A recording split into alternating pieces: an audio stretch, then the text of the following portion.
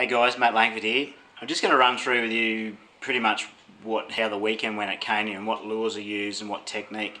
It was an awesome weekend. Everyone caught fish. There was 30 anglers there that had qualified for the grand final. I was actually a wild card, so I didn't fish all the rounds this year, and so basically they had to fill 2 spots, and I was one of the wild cards that came in. So come away from the weekend with a $2 grand check and a nice trophy was pretty awesome. But yeah, pretty much what I did 3 weeks ago, I went up to Cania and I had a bit of a look, cased the place out and had a bit of a look around, but found a lot of fish sitting in that 20-foot zone. We fished those fish, and I knew that there was bigger fish in the dam, but the fish in the 20-foot that was suspended in the thermocline where the bait and stuff was, were all ranging between sort of 36 centimetres up to about 40 centimetres. There was a few of the bigger ones in there, but the majority of those school fish were the smaller ones. So I had to try and find out where the big fellas were. So we spent a few hours looking around trying to find those bigger ones, and then eventually I found a consistent pattern where the fish were actually sitting just on the ledges from the flat. So basically what you've got is you've got a 20-foot flat or an 18-foot flat that sinks down into deeper water, so to 40 feet or whatever. But basically those fish were sitting right on that drop-off. So that was where the bigger ones were. They were setting up in ambush points on the drop-offs, and basically that's where I targeted for the weekend. So the lures that I used, I went with the theory that highlight conditions, so if it was really sunny, I'd throw something that was really shiny and something close to the bottom. So the best thing for that was the Norrie's Wasabi Spoon, the 12 gram. If you have a look at that one, you can see that's the one I threw all weekend, and it's just got scratches all over it, so that one was eaten quite a lot. That's the 12 gram, green at the top, silver, but basically creates a lot of flash, and basically set up with a set of assist hooks on the back as well. So what I'd do with that is I'd cast it out, let it hit the bottom in that 20-foot or 18-foot, slowly wind it out over across the drop-off, and that's where those fish were hitting. So majority of fish were up around the 38 right through to about 43.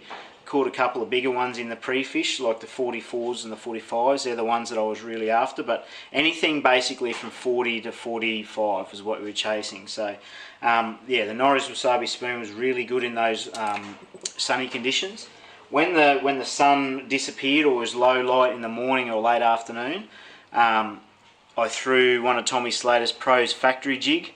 Basically, it's a 1/2 ounce jig with a green skirt. You can see that one there has been chewed on. The brush guard at the top's pretty mangled, but yeah, this is the exact one that I use. You'll see the leader's a bit worn too from throwing it up in the trees.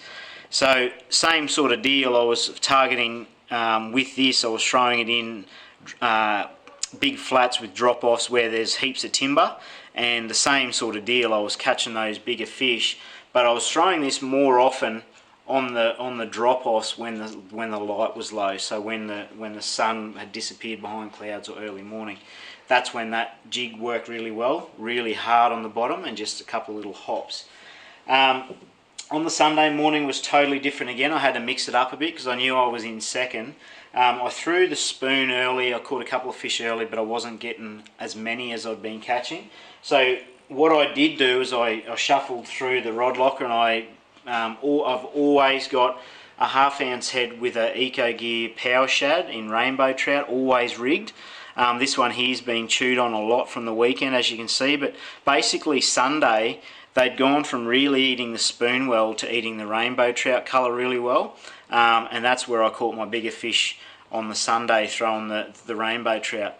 And as the saying goes, or the saying does go like this, it goes, if in doubt, throw rainbow trout. So if you're not sure what colour to choose, put the rainbow trout, because it just seems, it's one of those lures or one of those colours that seems to work everywhere you go.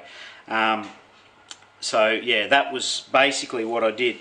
Now the rods I used for the jig, I used the CF Bass Vibe LT, the 7'1" control frick from Ian Miller, the Miller rod. Really strong down low, sensitive tip, 2,500 size reel with some good torque, especially around the trees and especially for those handling those bigger fish. Yeah, that's the deal right there for the heavier fishing. It's mainly designed for throwing big vibes and big spinner baits, but the jig on the weekend, it worked really well with that. And the old faithful extra finesse long cast XFLC 7'3" finesse miller rod, control freak. Once again, it's always been my rod of choice, with a 1000 size reel, throwing soft plastics and also throwing the spoons just to get them out into that zone, slow rolling them. Perfect. They're the two setups that I use. They're the lures I use and the technique. So if you're heading to Cania or you're fishing a dam that has similar conditions to Cania or similar water temps, the water temp was about 26 degrees. So yeah, that's the technique that I use to catch those bigger fish. So hopefully that'll help you if you're heading up to Cania in the next few months while it's hot. Try that out, might catch you some big ones. But yeah, try it at your local dam, it might work too. So anyway, I hope that helps catch you some fish. Thank you.